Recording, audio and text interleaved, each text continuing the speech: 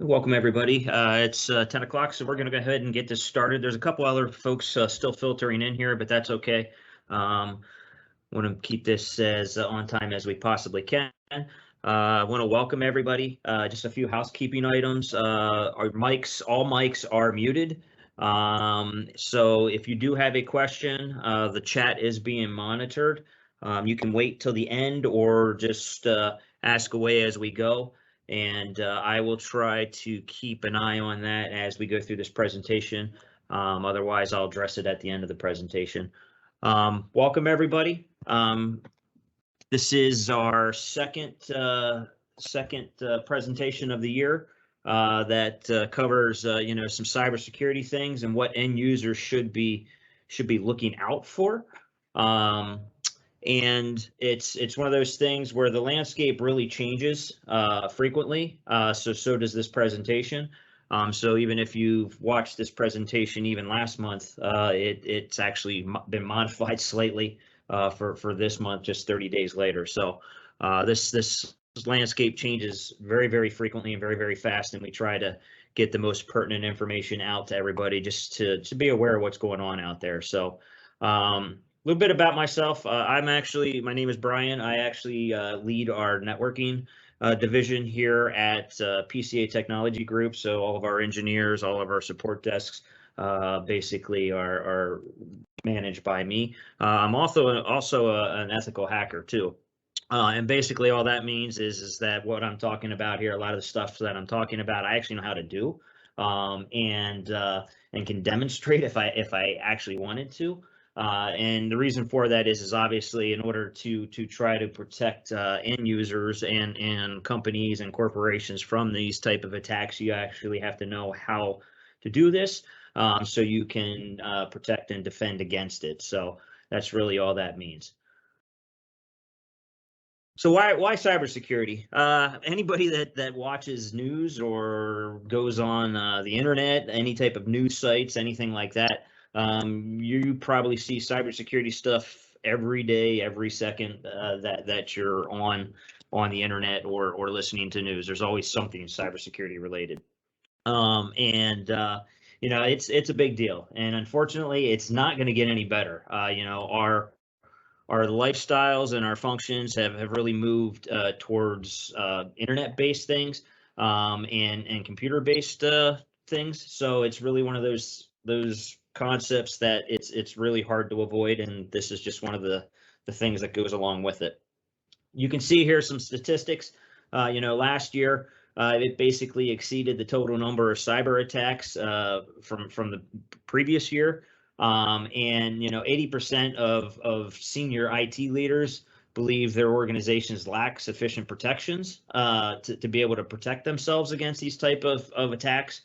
The other thing too is that a lot of companies, businesses may be mandated, whether it's compliance issues, depending on what type of industry you're in, or possibly even insurance. Many companies now are providing and getting cyber insurance, and rightfully so. But now these cyber insurance companies, they're not here to lose money, obviously.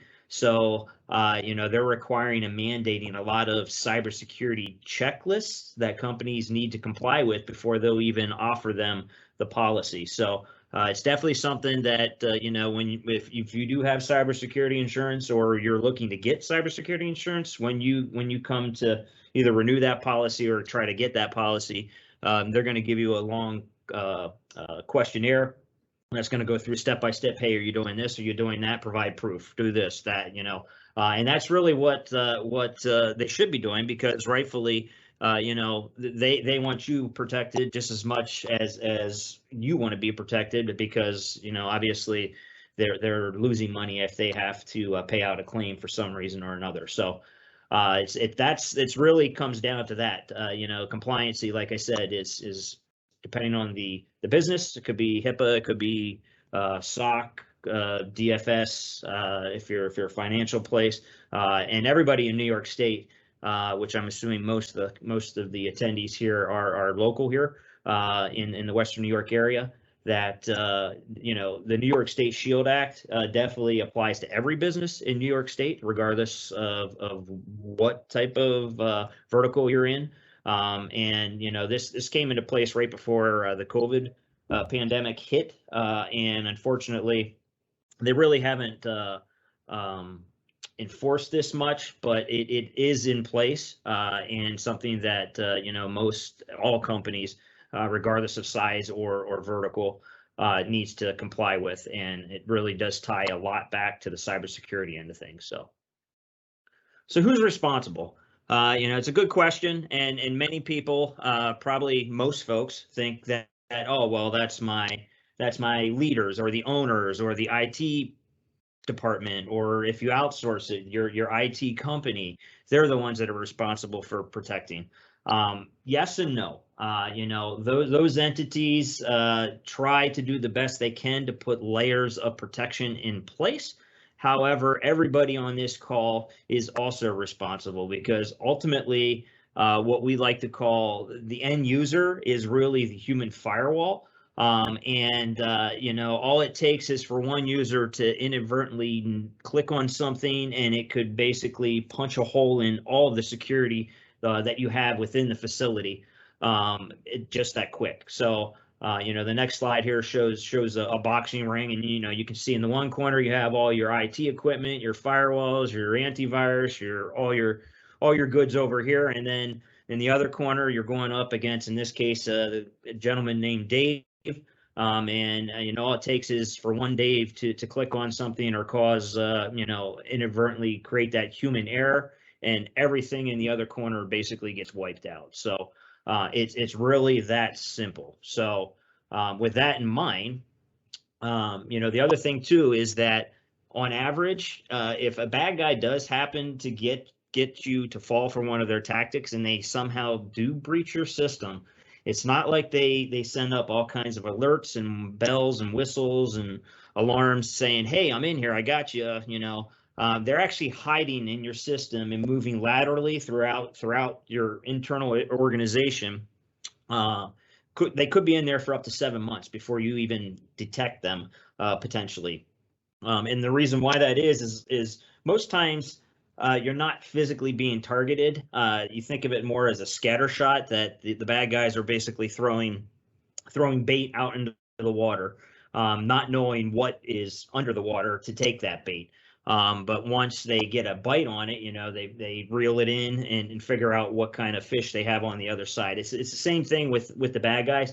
Many times you're not physically being targeted. They just throw out all kinds of emails to a list that they somehow either bought or found or whatever. And they basically send out all these information and see who bites. And if they get a bite, then once they're in, they figure out, okay, well, who is this? What company is this? What do they do? Is there anything valuable in here? Credit cards, bank information, insurance information, any of that type of health information. Is there any of that stuff that's on this system and valuable? And if it is, they usually offload it out of your system, and sometimes they try to extort money out of you to keep them from selling that information. Sometimes they encrypt your information where you can't use it without paying them. Sometimes they do both. They hit you from both sides. They not only extort you, but they also ransomware you, and they get money on both sides of it. So anybody that does get into a major attack or cybersecurity incident, about 60% of those businesses actually go out of business within 6 months. So you can see how devastating these type of attacks are. So the idea is that hopefully we can show the attendees here what to look out for, what to avoid, what to be cautious of, and to question pretty much everything. So how does all this happen? Well, the bad guys use what's called social engineering. And again, it's all targeted towards end users because that's ultimately the weakest link. The way I like to apply this is that, you can have at your personal home, you could have the best alarm system with the best monitoring, available, and really all it takes is for you to disarm that for some reason or another, and your whole protection system is dead in the water. It's basically useless at that point until you rearm it. And it could be as simple as somebody walking up to the door and knocking on it, pretending to be a delivery person, a UPS guy, and has a package, knocks on the door. You might inadvertently open the door up, and if the alarm system is turned off, it's basically fair game at that point if that's a malicious intent for that person that came up there. So really that's what it is. It's manipulating people's natural tendency to trust, or trying to get them to do something and react in a way that you want to react. Perfect example is, let's say you're surfing on the web for some reason or another, and you end up on this site that isn't a well-known site, but you were researching something, you ended up on this site. If that is a malicious site, I could throw up all kinds of adult-oriented pop-ups that fire off as soon as you hit that site, and your initial reaction is, holy crap, I got to close all these things out. So you just start randomly clicking everywhere to try to get rid of these windows because you're embarrassed, and there's all kinds of stuff popping up on your screen. That's the actual reaction that I want you to do, because you're not thinking about what you're clicking on. You're just trying to get rid of these windows because they're popping up as fast as they can, and you're trying to get rid of them. So while you're closing them out, you could inadvertently be clicking on something you don't want to be clicking on. So again, it's just manipulating people's tendencies, and it's extremely easy to do. It really is. So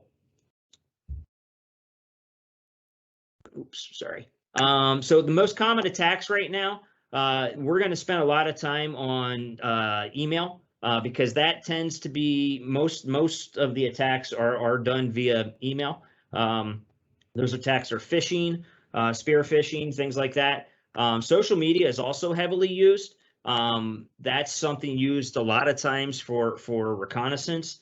I can get a lot of information about people, including potential passwords, password resets, things of that nature, through social media, because unfortunately we're in a generation that likes to post everything about themselves online, which good for you. Bad and good for the bad guys too, because they get a whole bunch of information about you. And we'll talk a little bit about that. And trends, obviously we talked about it. Ransomware is a big thing right now. Extortion, sometimes automation is used too, with bots and things like that. Who's behind it? Criminal groups. A lot of times it could be malicious. Sometimes it could be malicious insiders too.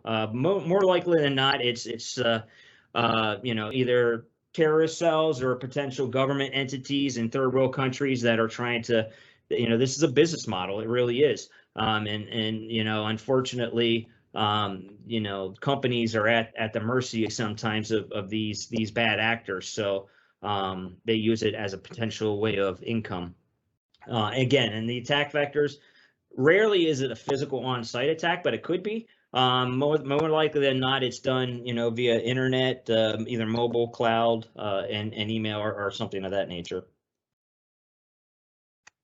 So when it comes to web surfing, if you're doing any type of web surfing from your work PC, make sure you're keeping it limited to business use only. As I mentioned, it's very easy to get people to react very quickly to things that they're not thinking completely rational sometimes, especially when it comes to pop-ups and things like that. If you could find yourself in a situation where you do have pop-up windows coming up, be very, very cautious of what you're clicking on. You could actually click that window to close it, and it could actually be downloading something in the background while it's closing that window out. So I know a lot of the browsers nowadays do have a lot of pop-up blockers built into them. At least now they do. Some are very good. Some are, reasonable at best. What I recommend for everybody is that if you do have a pop-up that comes up, normally there's two areas that you would click. It's usually a button in the middle at the bottom that says close, or there's sometimes a little X at the top right-hand corner where it'll let you close it too. If you're not sure, of the site that you're on. And what I mean by that is, I know a lot of the local news sites do that, like the Buffalo News. Sometimes some of the local news channel sites do. If you're reading an article, it'll pop up, hey, subscribe here to read the rest of the article or something like that. That's probably a legitimate version of that. But if you're on a site doing research that you're not used to being on, and one of those things pop up, what you can do is hit Control W on your keyboard, or Alt F4, and that will usually either get rid of the window with highlight or close down the browser. So you don't have to click on those areas, just to be on the safe side. And that does work across Windows and Macs if you happen to be somebody that uses a Mac device. But that's one thing that we recommend. The other thing too is make sure that whatever browser you're using, make sure you keep those up to date as often as possible. Most of the browsers will tell you that they need updated. If you see that pop up, make sure you update it. Don't delay on that. There's a lot of browsers that get exploited daily, sometimes multiple times throughout the day, depending. So you definitely want to make sure that those browsers are kept up to date, and usually they will tell you that, hey, there's an update pending, you have to restart to do it, and make sure you do that. So as I mentioned, the other thing too is social media. Try to stay away from social media if you can. The reason is like I said, that a lot that could be really used to manipulate people, and just be very cautious of what you're posting on social media. If you happen to be on there. This is from a personal side too, not necessarily from a business side, but all that information is out there, and there's the bad actors have scripts that basically scrape all this information, and it could not just be like Facebook, Twitter, or those. I'm talking about LinkedIn and all that stuff too. The minute a change happens on any of those sites, I mean, these automated scripts just basically pick it up and say, oh, hey, guess what? XYZ just left this job and started a job over here. Hey, maybe we can send them a phishing mail pretending to be our CEO, and see if we can get them to bite, at the new company or something. It happens all the time, and it's extremely easy to do, and it's 100% automated. So, I'm not saying not to use those sites. I'm just saying be very cautious of what you do on those sites.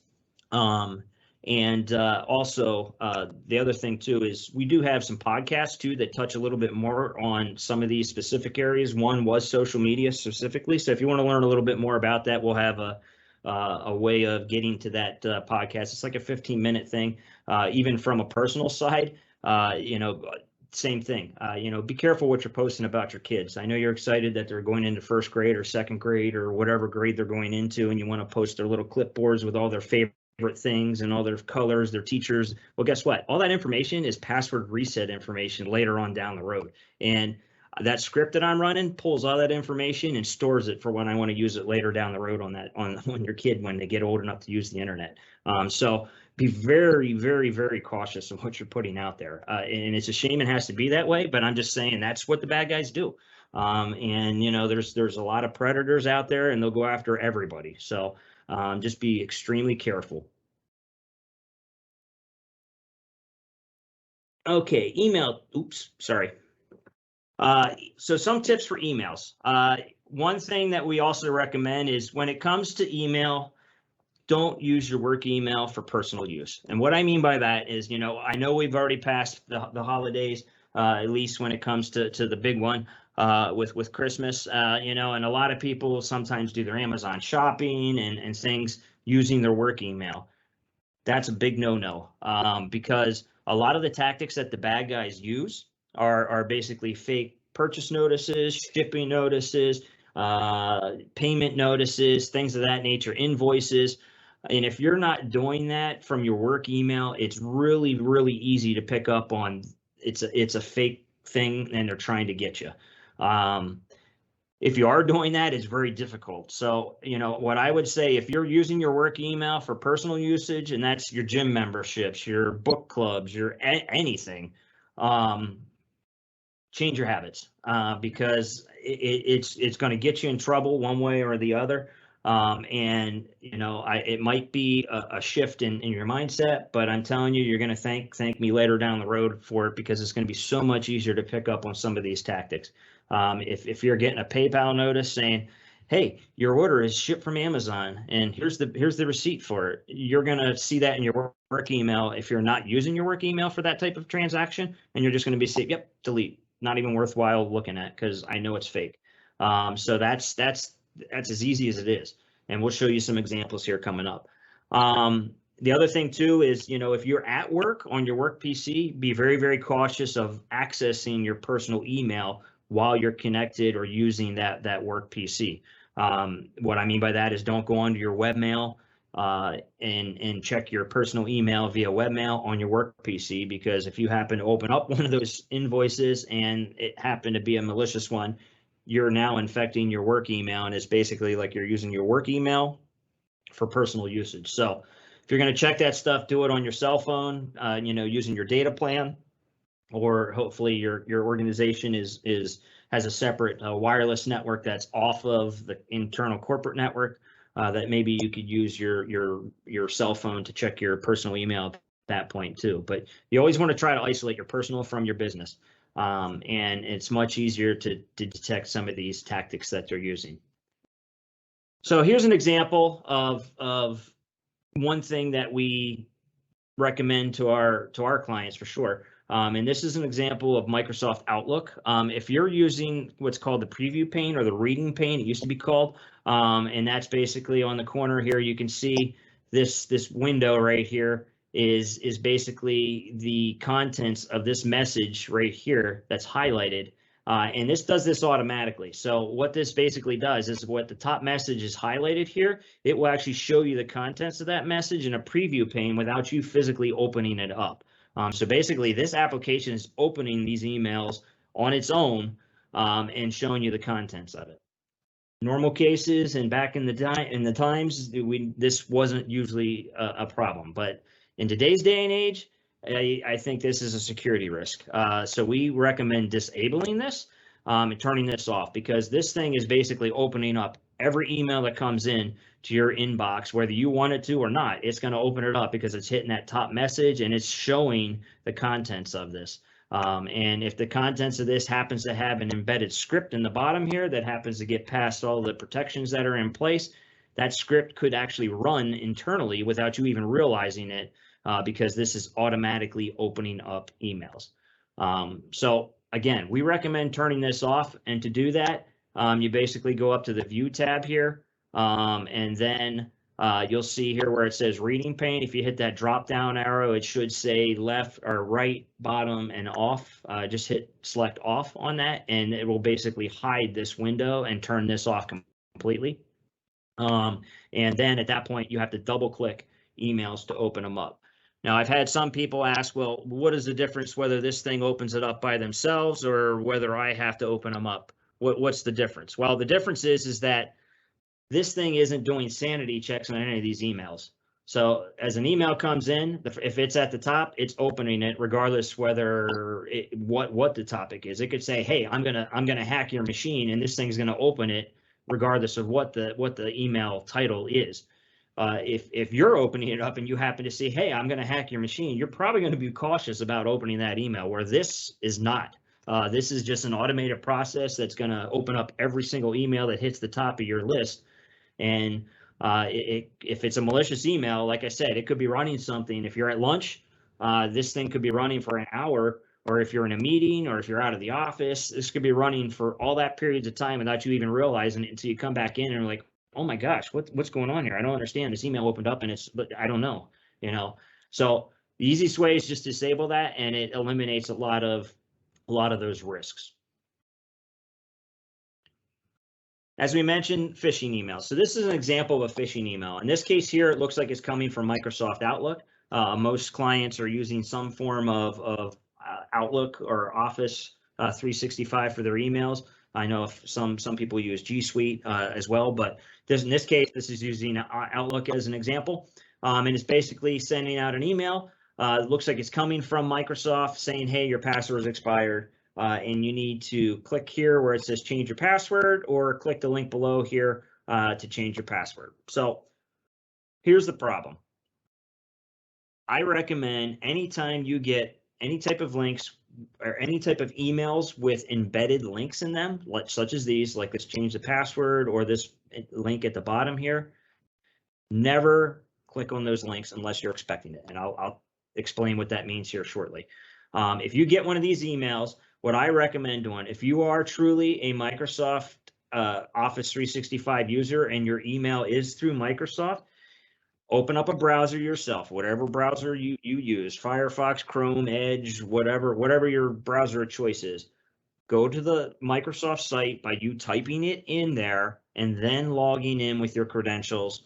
That way you know you're at the right site and it's not a site that's used to steal your credentials. So if, let's say you get one of these emails and you blindly click on one of these links, what happens? Well, it's going to take you to a site that looks like Microsoft, and it's going to ask you for your login information. And when you type your login information in there, your login is usually your email address. So you're going to put your email address in there, and then it's going to prompt you to put your password in there.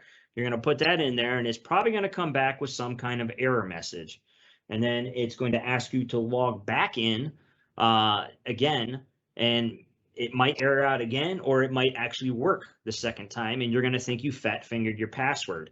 But however, this is not a real email. This is an email that looks like it's coming from Microsoft, and it isn't. It's a bad guy trying to trick you. These links that they have in these emails are also tricks. They're sites that are made to look like Microsoft's website. And when you put your information in there, it actually records everything you put there and emails it to the person that set the website up. So you basically effectively gave your username and your password without even realizing it to the bad guys. And they're going to use it to log into your email account and create all kinds of havoc for you. So why did it work the first, or didn't work the first time, but it might have worked the second time? Well, the first site that they sent you to sometimes, again, it's a fake site, and it's obviously not going to work because it's not the real Microsoft site. What they tend to do is redirect you then to the right Microsoft site. So the second time you log in, it does work. So again, it's kind of that manipulating the mind to think that, oh, well, maybe I just mistyped my password and you didn't realize that the first site was fake, the second site was real, and you just go about your merry old way, not realizing you just gave your creds to the bad guy. So again, if you get emails like this with any type of embedded links, the easiest way to avoid these type of tactics, don't click on them. Open up your website yourself by typing it in a new browser, logging in that way. That way you know you're at the real Microsoft site. Now, I will say that if you are a client of PCAs and you are a Microsoft Office 365 client, what I will tell you is that almost all of our clients, in fact, I think it's all of our clients that are on that platform, when you actually have to log into the portal, you will see that prompt that says your username, which is your email address. When you put your email address in there, it'll take you to a page that says now enter your password. At that box, if that box doesn't have your logo, your company logo up in the left-hand corner, it's probably a fake site. Because I'm almost positive all of our clients that are on our platform through us will have their company logo up there. So that's another visual check that, you don't be entering your password in any Microsoft site unless it has your logo up there, because that's a quick visual way of telling that you're on the right site as well too. So the other thing too, here's another example. Again, this is just an example coming from a bank. This is saying, hey, we noticed the withdrawal attempt for money in another country. Please click here, click this link to verify that this is valid or not. Again, if you get one of these emails and you're a trusted bank customer, in this example, don't click that link. Open up a browser, go to trustedbank.com, log in with your credentials on the right site, and then from there you can see somewhere in your message system if this is actually a valid thing. It'll be somewhere in your message system here. But if you blindly click on this, again, it's probably going to take you to a site that's fake. It's going to steal your banking credentials, and they're going to use it to empty your account out. So any email that you get with embedded links, I highly recommend not clicking on them. Go manually and type them into the browser. Now, the only exception, and I mentioned the only exception to this, is if you are expecting something like this. So a lot of times when you do change your password, you will get a confirmation saying, hey, are you trying to change your password? Click here to verify. That's something that you just generated. So in that case, you could click that link because it's something that you literally just generated. But if you get one of those out of the blue and you didn't just do it, don't click on the link. That's the easiest way to avoid those potential type of things. All right, here's another example of a phishing email. This one's a little more blanket statement, and this uses a different tactic. So instead of trying to pretend to be a site that it's not or an entity that it's not, this is trying to scare folks, the receiver, into believing the contents of this email. And they do that by, it basically starts out saying, hey, it looks like XYZ is your password.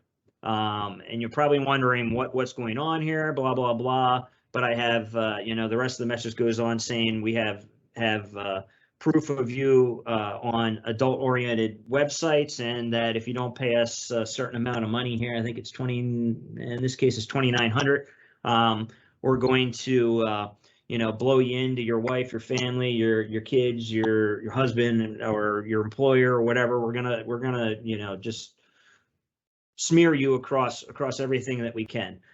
So why do people fall for this? Well, because when they see that password up here, it's a password that they recognize. Now, hopefully this password is something that has been used in the past, but if it's something that is currently still being used, we'll talk about that. But that's the kicker. They basically see that password and it's a recognizable password. So immediately the brain goes into fight or flight mode because they're like, holy cow, someone's got my password. How did that happen? And in the rest of this email, you start reading this and you're not thinking rationally about it. And you're like, oh my gosh, my password, it's just basically, again, it's that fight or flight mode. So they put you in that panic mode, and then you're not thinking rationally. And the rest of this really is bogus. Quite frankly, they don't have no proof. They're just trying to trick you into sending money to them by using that scare tactic above here. So first thing, how do they get that password? Well, again, first of all, if you're using your business email for personal usage, one of those sites that you may have used that account on probably got breached. And the first thing that the bad guys go after are user databases and password databases. So what they do is they get them offline, and then they use software that basically tries to break or crack the passwords. And then once they do that, they reach out to the person's email and basically say, hey, I've got your password now. And depending on how strong or weak your password is, that could happen very quickly. It could take some time. So that's how they got your password. And they emailed you about it because you're probably using your business email for mailing lists, for gym memberships, shopping things. All these sites, again, are just targets for hacking attempts and bad actors. So if you're not using your business email for those type of things, you probably won't be getting one of these emails with your compromised password, unless it was a business-oriented website that got breached, which could happen as well too. So that's the first thing. The second thing is, if this password is still a password that's being used, you better make some wholesale changes very, very quickly, because anywhere else you happen to be reusing this password and the login information, if the bad guy figures that out, they're going to get access to your account. So that's the concerns that you have in regards to this email. The rest of this, like I said, they don't have any proof. They're not going to do anything because they don't have anything else to do besides the simple scare tactic. So just keep that in mind. We'll talk more about the passwords later on in the presentation here. So now we move into spearfishing. So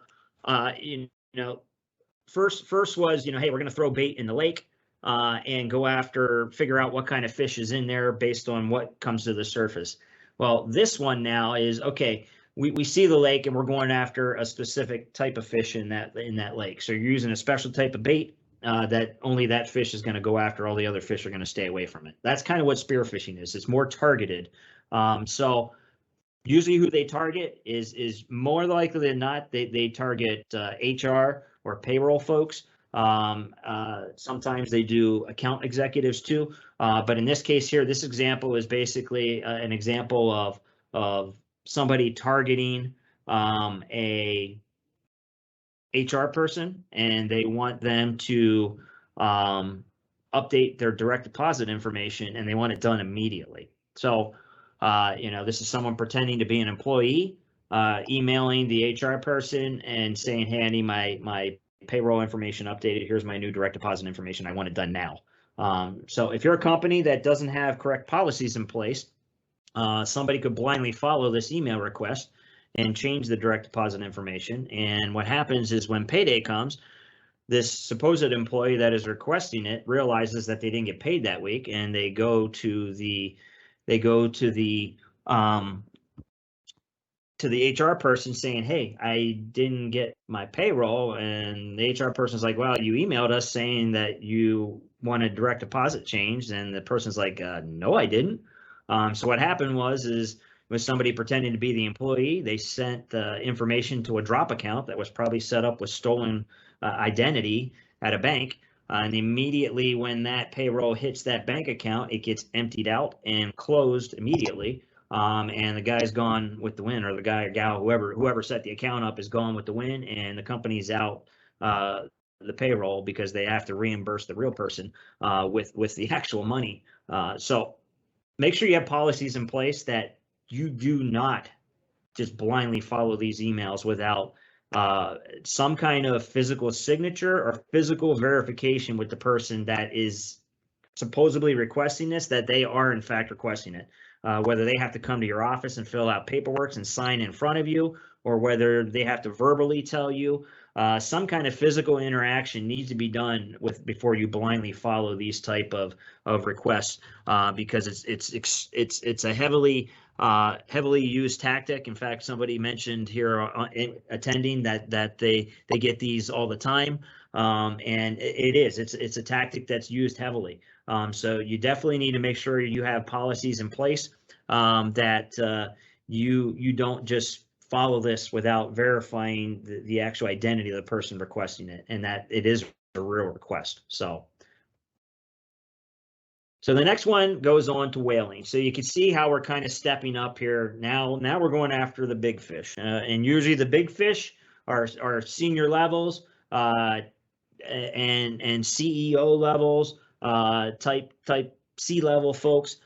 So sometimes it's pretending to be them and going after somebody underneath, and things like that. And we'll show you an example of that. So in this case here, they're reaching out to Sean, and hey, it's Roger, the CFO. So, this is someone pretending to be the CFO. Are you busy? I'm out of the office and they need you to process a wire transfer me today. Or the other ploy is, I need you to go buy me some Amazon gift cards or eBay gift cards or things like that. So it's one of those things that, again, this I mentioned about the LinkedIn update. So it's an ongoing thing here at our office, actually. Every time we hire a new administrative staff or anybody on the administrative side, even I think the sales too, it actually happened on the sales side too, that the minute that they update their LinkedIn profile, they're getting an email from supposedly our CEO asking them to go buy Amazon gift cards at lunchtime. So that script that I talked about, apparently someone's watching our website with it, and every time someone updates their profile on LinkedIn, they realize, oh, hey, it's a technology company and we're going to go after them because we're a big target, obviously. So they try to trick them into thinking that our CEO is actually asking them to go buy gift cards at their lunch break after the first day after they started or the second day after they started. So again, if you get one of these emails, I'm going to tell you, you need to verify physically with the person that is asking for you to do this. So in this case, if you're Sean and you need to get in touch with Roger, either on the phone or physically walk over to his office and say, hey, are you really asking me to do this? Or if it's a CEO or whatever. I have many individuals that when we used to do these in person, that they would ask, well, how can I question my C-level entity? Well, I'm going to tell you right now, for me personally, I question everything. And if a C-level person is going to get upset with me for physically going over and verifying that they're making a request that could save them a whole bunch of money if it's false, shame on them. That's my take on it. And I don't think there's many CEOs out there that would not appreciate that cautiousness and verification. I know they're busy, but again, you're verifying that you're not blindly sending money somewhere that shouldn't be sent. So, and we've had numerous clients that have almost fallen for the wire transfer thing. And you know, and it actually, we did have one that fell for it and was able to get it back very quickly. But there's many that almost pulled the trigger on it and luckily questioned it. And when they did, they realized that it was fake. So please, anytime you're getting any type of request via financial stuff, any gift cards, purchases, anything like that, make sure it's actually the person doing it by verifying physically with them. So that's the easiest way to avoid them. So the one thing that we like to recommend too, again, if you're one of our clients and you're in the Office 365 suite, we recommend turning this banner on. So basically what this banner does is this banner notifies anybody that it's an outside email. So how does this help you? Well, it helps by if someone's pretending to be a C-level person or someone pretending to be an employee, they're usually not using the employee's real email. They're using an email that looks like it's the employee's email, but it isn't. It's coming from the outside. So when it comes from the outside and you see this tag on it, this caution saying, hey, this message is originated from the outside, you should question it very quickly. That wait, if my CEO is actually asking me to do this, that email will be coming inside because it's an internal email, not an external email. Or if my employee would be asking me to change their direct deposit information, it should be coming internally in the organization, not externally.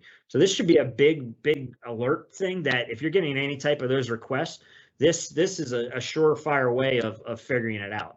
This also helps too on cell phones because on cell phones, it's real hard to look at the address or where emails are coming from. So if all they have is, hey, coming from John Smith and your CEO happens to be John Smith, all you're going to see is John Smith and assume that it's really the email address unless you kind of hunt and peck on your phone to figure out if it's the real email address or not.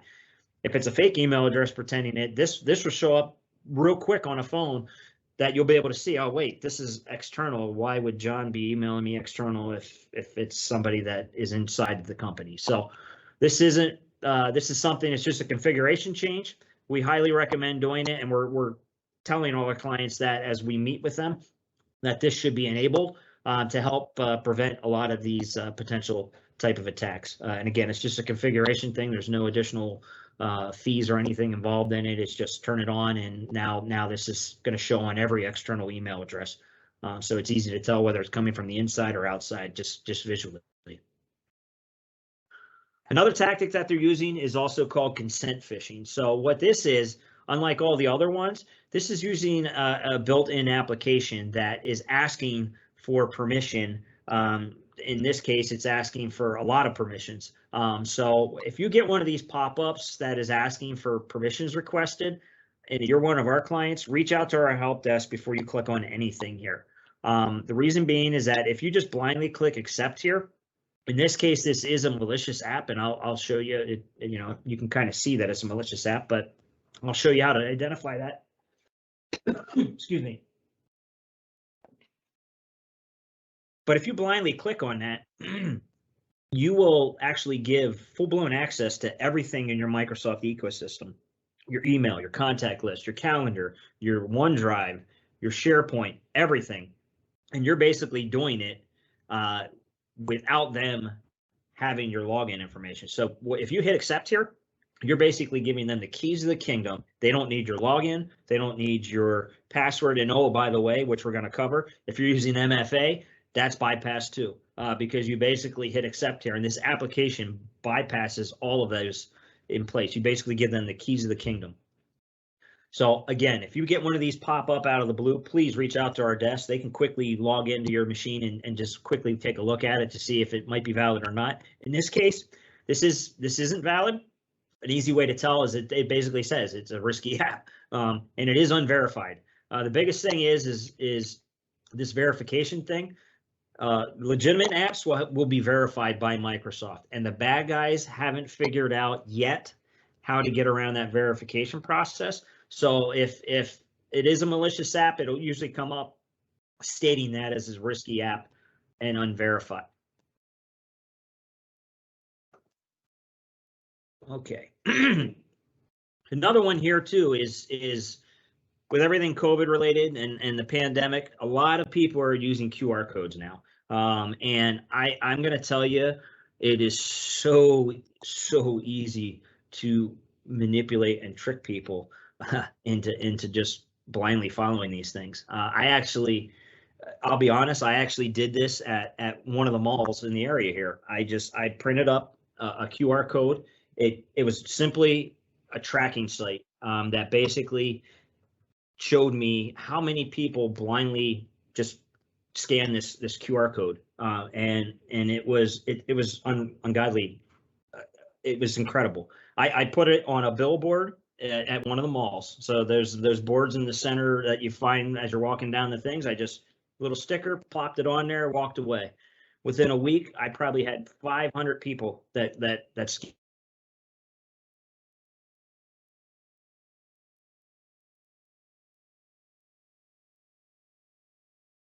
it wasn't malicious. Again, sorry, I had connection problem there.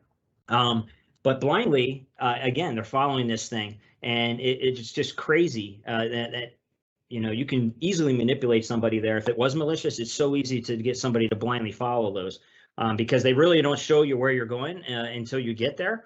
And it could be a download link, it could be anything. So be careful whether you're scanning these things without knowing the true entity. Another way is restaurants are using these because they're touchless menus.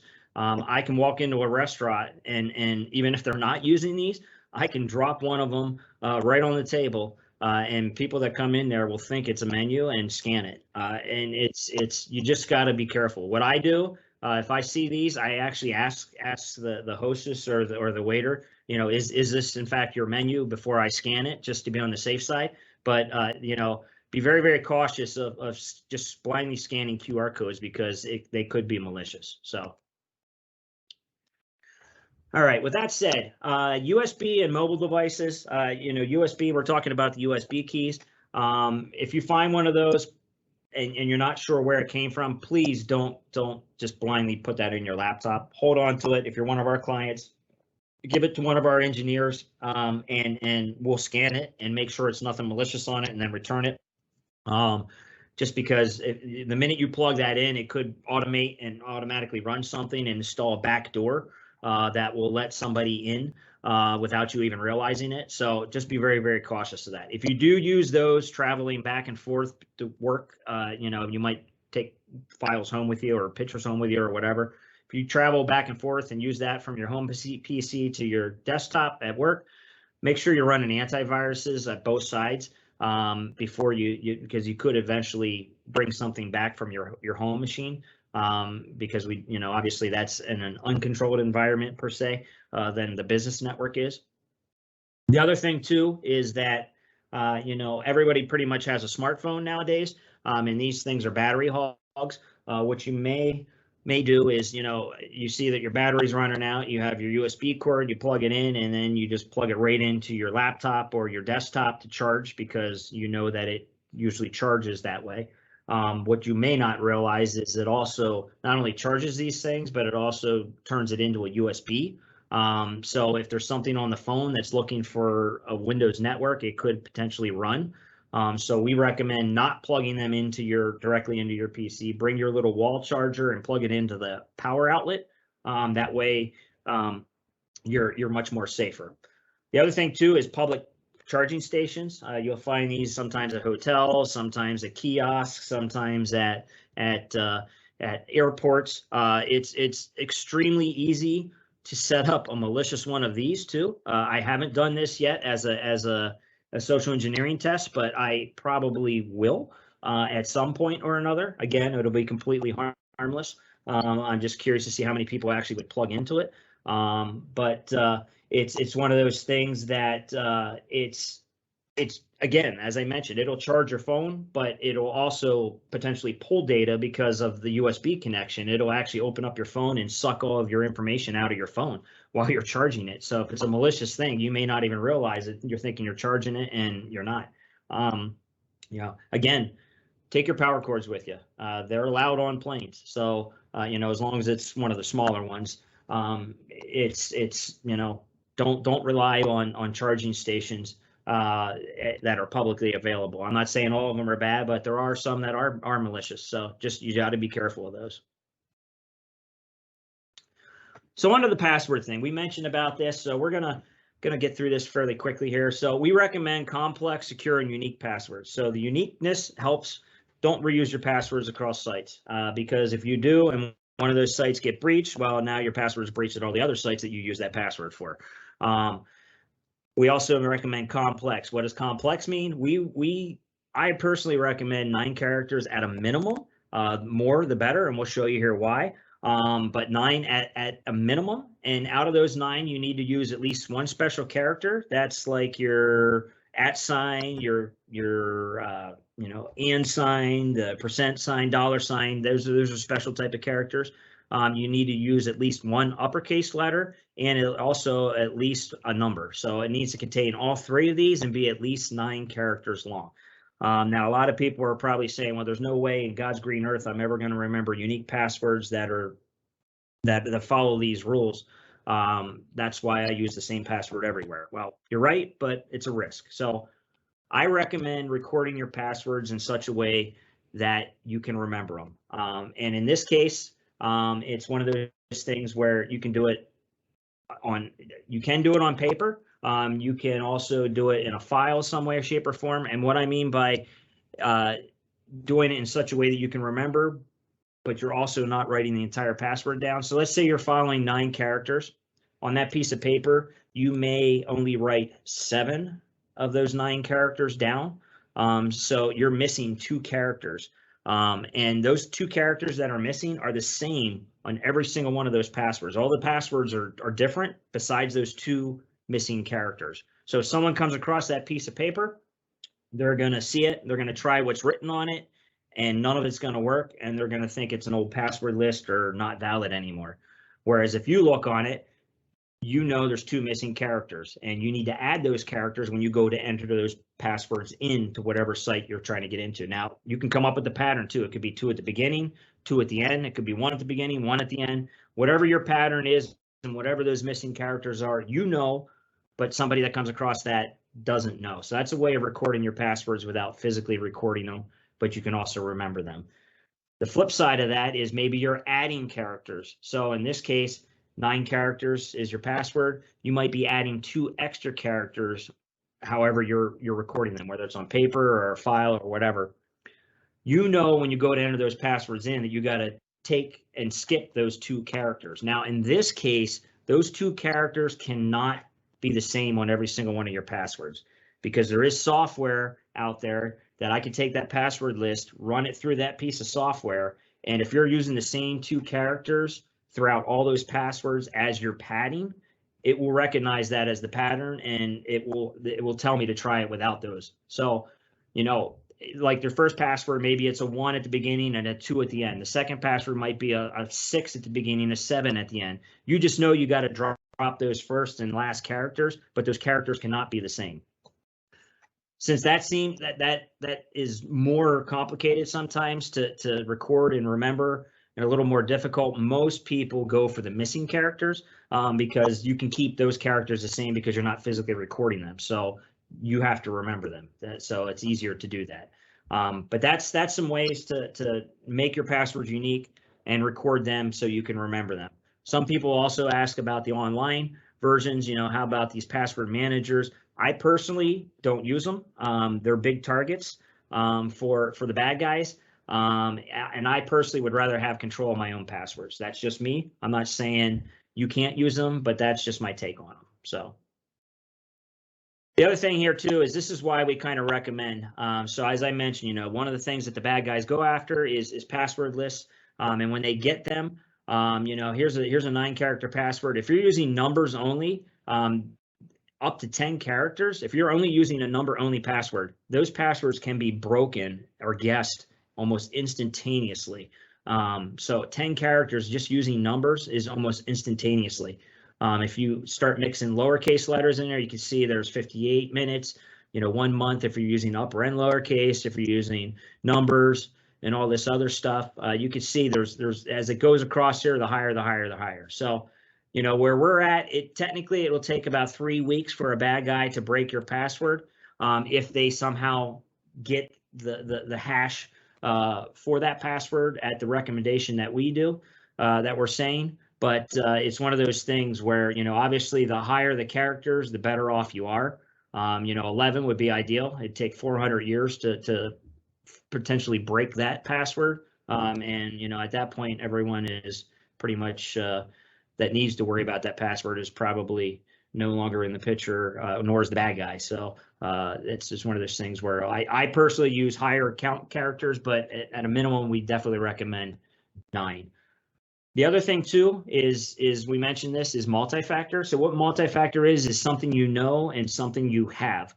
So the something you know part is your username and password. So you know that. So what happens is you enter that in, and when you enter that in, it will prompt you. It'll ask you for probably a 6-digit number. And that 6-digit number is something you have, and that is usually a piece of software that runs on your phone. That after you log in, it'll prompt you, hey, what is that 6-digit number? So you look and you type that in.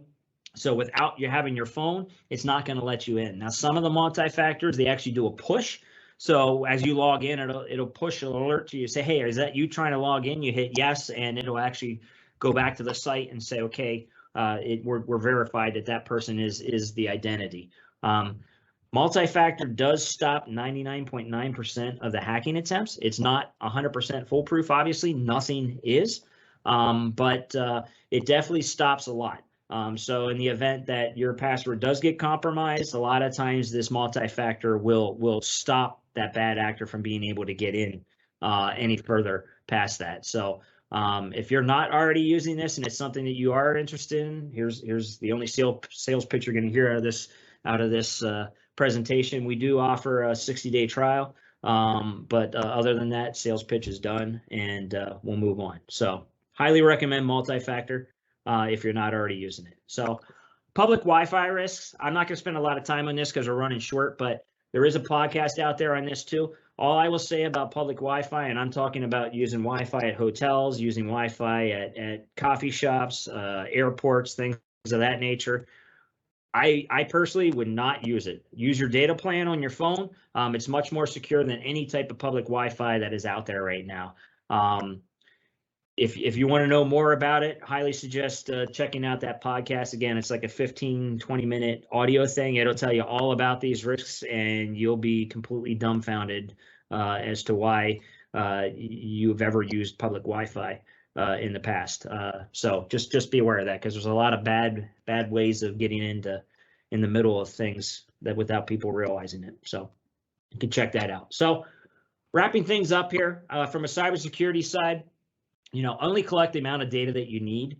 That limits your potential risk factor when it comes to what you're responsible for. So if you're regulated for 7 years of data online, don't keep 12 years of data online, because in the event you are breached, you're going to be liable for whatever you have online. So if you have 12 years, it's going 12 years. So your fines and your notifications and stuff are going to have to go back to 12 years instead of whatever you're technically regulated. Just get that information offline. Outside of your regulated terms. Limit access to systems. Obviously, it's one of those things where you definitely want logins and passwords to all your sensitive data machines. You should be using it across all of them. Secure your personal devices when it comes to phones and mobile devices, laptops, tablets, things of that nature. Make sure you're setting up proper firewalls and networks. If anybody happens to leave, make sure your accounts are disabled. Real quick story: that pipeline hack that happened, that breach that happened with the pipeline, that actually happened happened via a stolen credential that was found on the dark web, and an old employee account that was never disabled. by the company. They ended up trying a VPN account for that employee, and because it wasn't disabled, it actually let him in, and that's how that breach happened.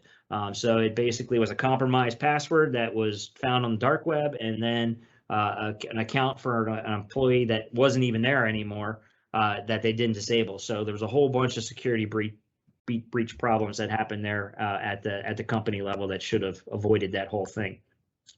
And make sure you're regularly backing up your data, obviously. So, you know, the biggest way back, the safest way back is, in the event something happens, is a good backup. So you always want to make sure you have good backups. So hopefully, you know, this gives you a little bit of things to be cautious of. In closing thoughts, what I'll say is question everything. If you have any questionable emails, any questionable things, before blindly clicking on them or opening them up, or checking the attachments, if you're a client of ours, please reach out to our desk. We can do a quick sanity check on it very quickly, and give you you know, a yay or nay or whatever, and go from there. The other thing too, you know, for anybody that has attended here to the completion of this, we will send out a certificate of completion, so you can give those to your possible whoever tracks this internally, if you guys are using this for compliance issues. If you do have any questions, you can ask them now in the chat, or you can also email us at info@pcatg.com. Our podcasts are located here off our website under the YouTube channel. You can check those out. I highly recommend checking those out. It not only applies from a business side, but also from a personal side. Very good tips and tricks about a bunch of various different things, topics. Again, they're like 15 minutes, real easy to listen to, not real technical, and I really talk about real world instances of things like that. You can also stay tuned for our upcoming events, you know, also at our event page here. And I appreciate everyone's time. I don't think there's any chat messages here. Let me just check real quick here. I don't see anything in particular. Hold on one second here. I apologize. I'm multitasking here. Okay. Thank you, everybody, for attending. I don't see anything. If you do have any questions, reach out to us. Again, you know, we update these frequently, and, you know, I look forward to you guys attending in the future. So thank you for your time. Enjoy the